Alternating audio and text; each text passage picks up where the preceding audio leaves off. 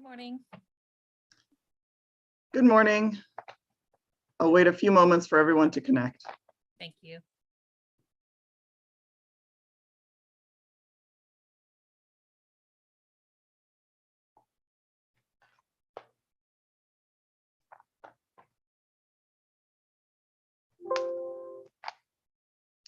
All right, it looks to me like we have a fairly small group, and I think we can go ahead and get started. Good morning, I'm Hearing Officer Nicole Kinsey with the Administrative Hearings Office of the State Water Resources Control Board. It is August 19th, 2022, and this is a status conference for the petitions of partial assignment of state filed applications 12919 and 12920, and water right applications 12919C and 12920B, filed by Mendocino County Russian River Flood Control and Water Conservation Improvement District, which I think I'll refer to as the Mendocino District, if that's okay. And this status conference is being conducted by Zoom web conference and is being broadcast live on the AHO YouTube channel. Both the audio and the video are being recorded, and we'll post files of this recording along with the Zoom generated transcript to the AHO FTP site. The YouTube recording will also be available on the AHO YouTube webpage. If at any time this morning you're experiencing technical difficulties trying to communicate with us, please email us at admin@hrgoffice@waterboards.ca.gov. AHO staff are monitoring the email inbox and will let me know. Assisting me today are several staff of the Administrative Hearings Office. We have Nicole Mullen, Amy Blunk, and Skylar Anderson. I would like to go ahead and move to appearances. To do that, I'm going to identify each of the entities that have previously filed NOIs in this matter. And as I do, if you will please unmute your microphone and introduce yourself this morning. And I will start with the applicant, Mendocino District. Good morning. I'm Elizabeth Salamone. I serve as the general manager of the district. Good morning, Ms. Salamone. Hi. Good morning, Jeannie Zalezi, General Counsel for the district. Thank you. Good morning, Ms. Zalezi. Chris Watt, President of the Board of Trustees. Good morning, Mr. Watt. Good morning. Thank you. Then I'll move to Sonoma County Water Agency. Good morning, Ms. Kinsey. Ryan Becerra, Barkowitz, Chronic, and Shanahan for Sonoma County Water Agency. Thank you. Good morning, Mr. Becerra. Do we have anyone from Friends of the Eel River? Ms. Kinsey, this is Chris Schutz with CSPA. Friends of the Eel River's representative has retired, and they're seeking to figure out who's going to take his place. I can communicate the outcome of the meeting to Friends of the Eel River if that's acceptable. I would thank you, Mr. Schutz. I'd appreciate that. I think we had received a forward about the change in leadership, and I believe we'd actually sent out an email to someone asking for a revised NOI. So if you would be willing to also ask them when they're prepared for a revised NOI, just so we have an accurate service list and can make sure they're informed, I would very much appreciate it, Mr. Schutz. I will also reach out to Friends of the Eel from the district, make sure they know how to proceed. Wonderful. Thank you, Ms. Salamone. My pleasure. And then we'll go ahead with you, Mr. Schutz, California Sport Fishing Protection Alliance. Yes, Chris Schutz with the California Sport Fishing Protection Alliance. Thank you. And I'm looking, and I don't think there is anyone else, but is there anyone else? Oh, Mr. Seymour, you've joined us. Would you care to introduce yourself since you're here with a small group? Yeah, good morning. I'm Don Seymour. I'm with Sonoma Water. Thank you very much. Good morning, Mr. Seymour. And I'm not missing anyone. Is there anyone else who hasn't introduced themselves? All right, thank you.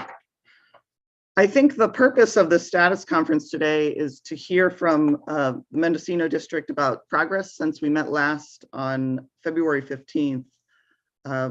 And any updates on completing those items that are necessary to support the pending petition and application. The AHO did receive both the preliminary water availability analysis from the district, and then most recently a status conference statement which identifies the actions that the district has taken and is intending to take. Thank you very much. I appreciate the very clear update on that. I also noted in the status conference statement that the district is requesting a deadline of December 15th of this year to file any amendments to its petition and associated water right applications so that the district has time to meet with other parties, which I think is a good idea, and I support that. And then the district has also asked for a corresponding extension of time to begin the CEQA scoping process, which follows along and makes sense to me.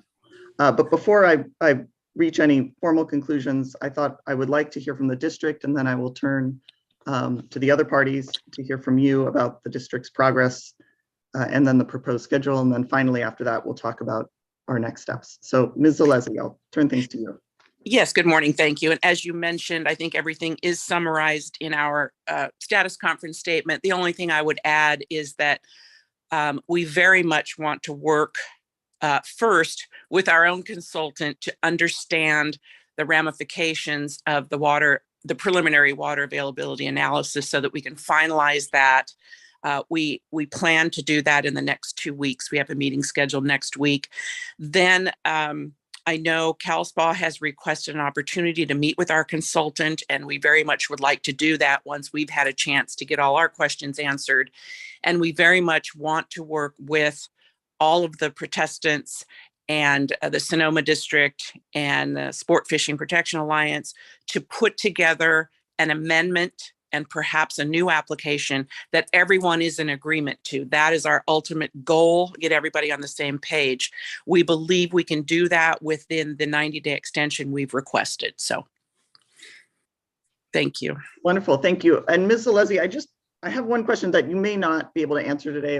It came to my mind looking through the preliminary water availability analysis, which it seems to make particularly clear that the status of the Potter Valley project really has an impact on this application. And I don't know if you have anything to add at this point. I'm not aware of where the Potter Valley, what information is available or is going on with the Potter Valley project. I think the general manager could give us the best update on that. Okay. Well, everything is a little bit in flux still. Sure. PG&E has been awarded 30 months to develop a decommissioning plan. Okay. So we really won't know for sure until the end of that. I would also invite, when it's his turn to speak, Don Seymour seems to be much more adept at describing this. Sorry to put you on the spot, Don, but I'm sure he could answer questions about it as well. Thank you, Ms. Salomon. I appreciate that. Maybe with that, I'll turn formally to Mr. Becerra, and maybe if you'd like to invite Mr. Seymour. But Mr. Becerra, any comments on any of the schedule? And then if you have any knowledge about the Potter Valley project, or Mr. Seymour does, please add that in. Very briefly, Sonoma Water has no concerns about the Mendocino District's proposed extension. We would request an extension of 30 days on the existing September 15th deadline to provide written comments. We think it probably is useful for the parties to talk before people submit comments on paper. So we would request that extension to October 15th. And while I know just enough about the status of the Potter Valley project to be dangerous, I will let Mr. Seymour, who knows a lot more than I do, describe that. Thank you very much. So I will turn to you, Mr. Seymour. Sure. So as Beth mentioned, FERC did approve PG&E's work plan and schedule for surrendering the project. So they proposed a 30-month period of developing, working with stakeholders and developing a surrender application, which they hope to file in that 30-month period. As you probably know, though, this is a very public, stakeholder-driven process with PG&E. There's a lot of different stakeholders with a lot of different perspectives on the project. And so even though they proposed that 30-month period, it'll likely be longer. And I would just say that this type of FERC process, generally, it particularly for this transfer from the Eel River to the Russian River that's been going on for over a century, I think this process will likely be pretty contentious, and it'll take a long time for it to be closed. That seems very likely to be accurate to me too. Thank you, Mr. I appreciate that, though, Mr. Seymour.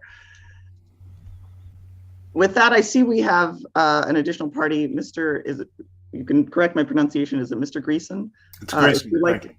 Yeah. please introduce yourself. My name is Scott Grayson. I'm the Conservation Director for Friends of the Eel River, and I'll be replacing my colleague David Keller, who's now retired from Friends of the Eel River. So, thank you, Mr. Greason. And I'm going to ask for your comments in a moment, but I just wanted to add if it is possible, when it's convenient, to file an updated notice of intent to appear with our office, that would be very helpful. Then we can update our service list, at least with someone in the interim. I realize you may be making decisions about your leadership, but if we want to make sure Tyler was kind someone to of send emails to. forward that, and I have it on my desktop. Sorry. Wonderful. I should have Thank done you. it already. Sorry.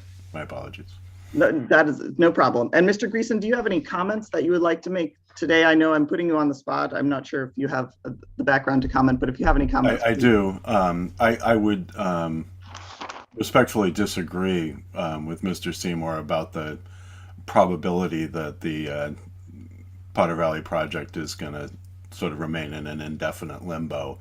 It's our strong position that the project needs to be decommissioned and the dams need to be removed very soon. And we've been urging, a 4 to 5 year timeline. We've just filed suit challenging FERC's failure so far to condition the annual license with a series of interim protective measures that the National Marine Fisheries Service has stated are required going forward to protect 2 species of ESA listed fish in the Eel River. And I would draw your attention especially to NMFS's requirement that a 30,000 acre foot pool of cold water be maintained in the Eel River going forward. And there was a variance approved this year after a very long delay by FERC that did retain that additional 30,000 acre foot cold pool. And what we've heard from PG&E so far is, to me, suggested that we're going to see similar variances or maybe a single long-term variance going forward with at least that cold pool retention. And that's really significant because that's nearly half of the remaining 65,000 acre feet in the Lake Pillsbury Reservoir. So, frankly, that is going to restrict, the diversions from the eel to the Russian going forward. And, for my part, and I think, speaking for my other partners in these efforts, we're going to continue to press urgently to keep as much water as we can in the eel to maintain cold water for salmonids. And we're going to push urgently to get the whole project removed as soon as possible. So, thank you, Mr. Greason. And with that, I will turn to you, Mr. Schutz. Do you have anything else that you would like to add? As far as the schedules go, I support the we're saying Mendocino's request for an extension of time. I also support Sonoma County Water Agency's request for an additional 30 days on the deadline to comment. I have reviewed the document. I did request the water availability analysis, the draft water availability analysis that the district released. I submitted to the district a request for a meeting and series of specific questions.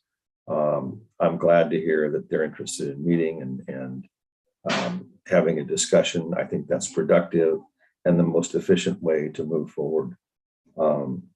As far as the longer term deadlines are concerned, I would support those as well.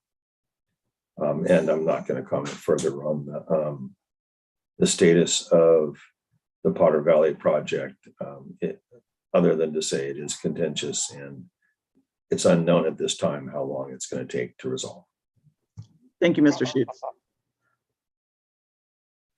Then I will turn back to you, Ms. Zalesi. First of all, with the question of whether you have any concerns about the 30 additional days for written comments on the proposed or draft water availability analysis, or any of the other matters.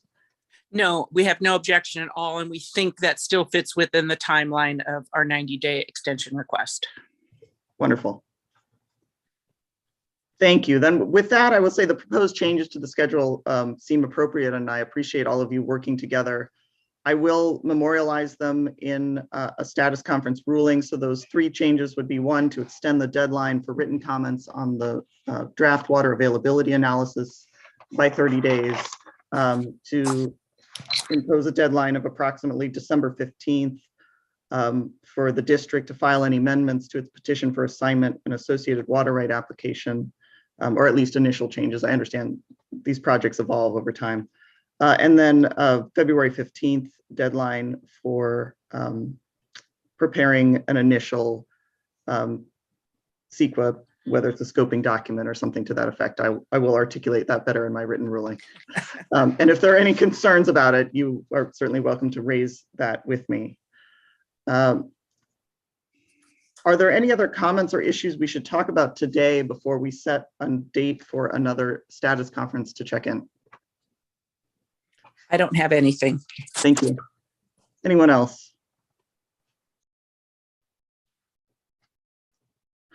I think what I'd like to do is meet again shortly after December 15th, just to see where we are. I do think it's important for us to check in regularly.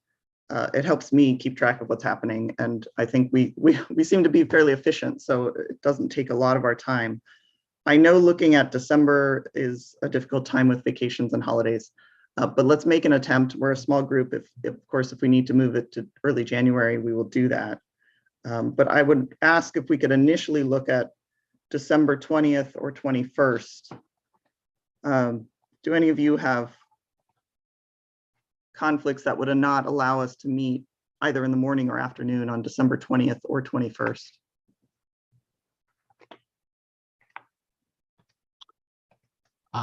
Ms. Kinsey, Sonoma Water has a recurring commitment for much of its staff on, I take that back. I was going to say on the 21st, but it's actually 22nd. So Good. I think the 21st, either the 20th or the 21st works for me at least. Thank you. Yes, I can do the morning of either day. Thank you, Ms. Zalesi. Ms. Kinsey, I'm not available the morning of the 21st. I'm available the morning of the 20th. Okay, so we're now looking at the morning of the 20th. Are there any irreconcilable conflicts? What time are you thinking? I am thinking 9 a.m. That's our usual default. And I can't imagine we would go for more than an hour. And I think very likely we could do it in under the half an hour as we've done today. So That works for me. wonderful. So I will reflect in the ruling and notice that I send out that we will schedule a follow-up status conference on December 20th at 9 a.m. I realize that's shortly after the December 15th deadline. I don't think, maybe I will ask for the district to file some kind of status conference statement. It can be short, as you have done, just to indicate whether you've met with the parties, and a brief summary as appropriate of the outcome of those meetings. Perfect. And then I will look to you. It will be similar to today. I'll just look to you to have it provide any comments about updates, and then I may have a question or two about the whatever is submitted on December 15th, but I realize it's a short window in there. So I respect that. Ms. Zalesi, do you have a preference on what day for status conference statements to be due? I'm fine with getting them very shortly before the conference because I can commit to reading them in advance. Yeah, if we can do the 16th, that would be fine. Okay, let's do That's that. Friday. Yeah. I will do that. Thank you. Is there anything else we should talk about before we adjourn for the day? No. Well, I wanted to thank all of you. Thank you to the district and Sonoma County Water Agency and Mr. Schutz and Mr. Greason, thank you for joining us today. I appreciate all of your efforts and working together and making progress on this towards some kind of resolution. So I think we are moving forward, and I appreciate that. And thank you. Have a wonderful day. We're adjourned. I'll see you in December. Thank you. Thank you. Thanks, Thank you. everyone.